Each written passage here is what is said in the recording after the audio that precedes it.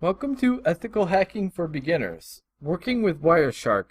In this video, we're going to take a look at what is Wireshark and how to use Wireshark. So what is Wireshark? Wireshark is an open source program that we use to capture packets and analyze them, Wi-Fi packets or Ethernet packets.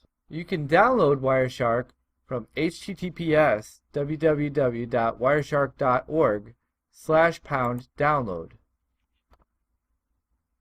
It can be installed for Windows, and it's also built into our Kali Linux. I encourage you to take a look at the documentation on the website. Once again, this is a powerful tool with many options and can be used for many different things. Very handy. It can be complex, and the documentation is the way to go. They even list some examples. Okay, so let's go ahead and fire up our Kali Linux VM if you haven't already, and your Metasploitable 2 VM. So I'm going to go ahead and open up a terminal, and I'm going to type Wireshark, start the program, and you'll see a nice GUI come up here. And down here, we got a little error here. Running Wireshark as a super user. Okay, that's okay. And you'll see here is a list of our interfaces and some activity on those interfaces. So let's go ahead and capture any. You'll see we're starting to capture some packets here. Now let's go ahead and go back up to favorites and up a terminal. And here we're going to type telnet, our Metasploitable 2 address. Mine in this case, 192.168.111.128. Okay, and there's our Metasploitable 2 login. So we go ahead and log in with mfsadmin, msfadmin, and we're in. Okay, I can traverse to different places here, and it's just like a shell, just like I have a shell. Now I'm going to type exit, exit here. Now we'll stop our capture, and let's take a look at what we got. So you'll notice we have numbers here, we have a timestamp here, source, a destination, protocol, the length of the packet, and some info about the packets. Let's scroll down. One powerful thing about Wireshark is the ability to filter out certain packets. So we can click this little guy here, and this will help us with our filters. So we can display TCP only. We can display no ARP traffic. Let's go ahead and pick no ARP traffic. And then we hit this arrow here, and you'll see it filtered out. There are no more packets that say ARP on them. Very handy. We can use this filter to filter out only ports, specific ports, or only specific hosts, or only a specific source or destination. Very, very powerful. So let's just go through real quick. We can open up previous packets, capture packets here. We can save our file here. So let's go ahead and do that on our desktop. I'm just going to name it demo, and I'm going to save it to our desktop. Now you'll see I can quit out.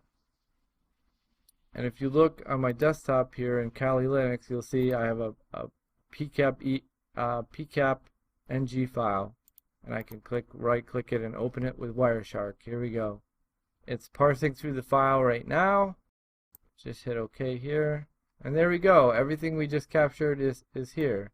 This can be very handy if you are out somewhere and you capture traffic and then save it and you want to analyze it later or parse it later. Very, very handy. Okay, so we have save as. We can export only specific packets if we wanted. Like we could apply one of those filters and export just those. Once again, this is a very powerful program. Lots of options, kind of complex. So we're just going to go through basics here. So our view, our go, we can go to a numbered packet here. We have different capture options here. We can set a time limit. Let's say you could say do it only for this amount of time or for this amount of packets. Here's our analyze. Okay, we can get statistics. We can sniff Bluetooth with this. We have firewall ACL rules in here. Once again, we have the manual pages, which I would highly recommend to read, and the wiki, and frequently asked questions, along with the help contents. I would very much recommend reading all that you can.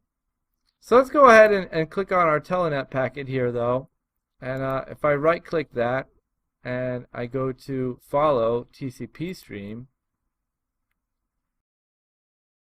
well, look at that. Hey, that looks just like our terminal, right? Metasploitable 2. That's what it says here. Our login. And look at that. Hey, here's our login right here, information.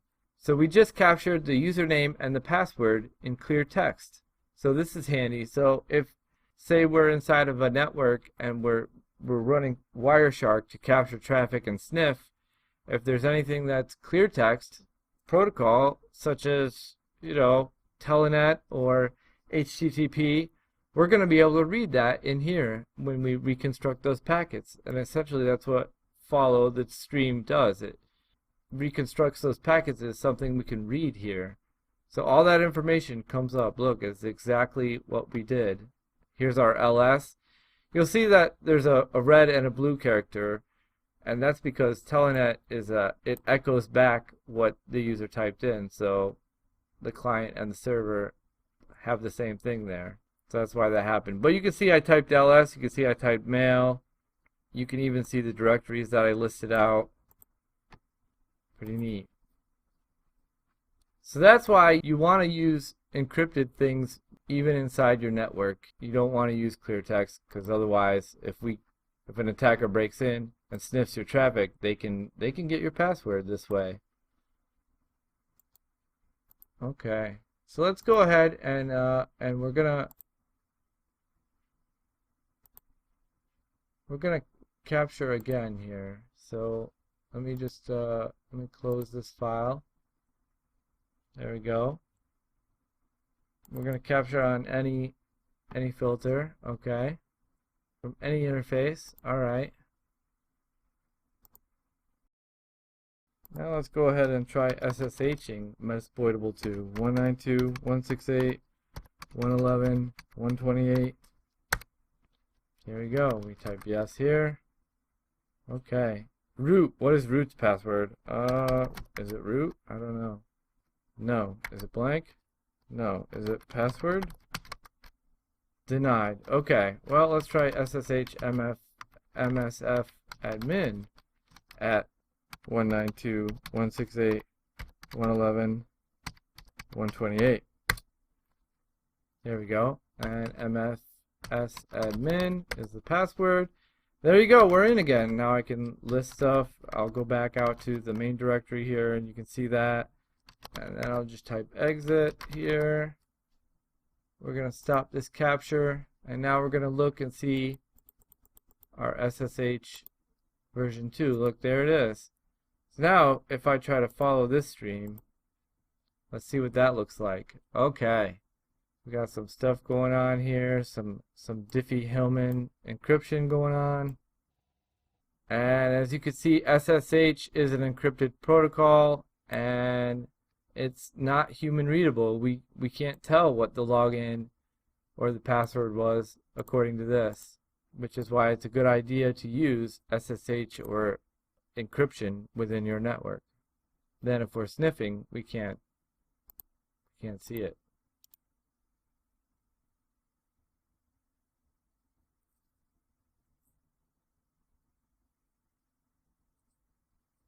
So that's why it's a good idea, right, to use that encryption. We can't see what is being passed without the encryption key, which we don't have. But yeah, that whole conversation traversing the directories, that's all in here, and we can't read it. It's not readable. Okay, so I'm going to quit out of there. I'm not going to save that. Once again, for more information, you can visit https://www.wireshark.org. / learn Wireshark. I highly recommend this. This is a great resource with some papers, some Wireshark questions and answers, frequently asked questions, online command line manual pages. Good stuff. Section 3 Summary: Exploit and Sniffing.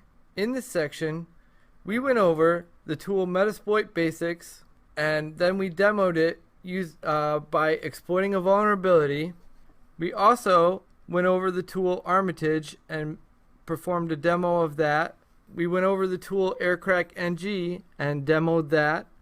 We went over a man-in-the-middle attack, and we also performed a demonstration of that as well. We used the tool Social Engineering Toolkit and provided a demo of that.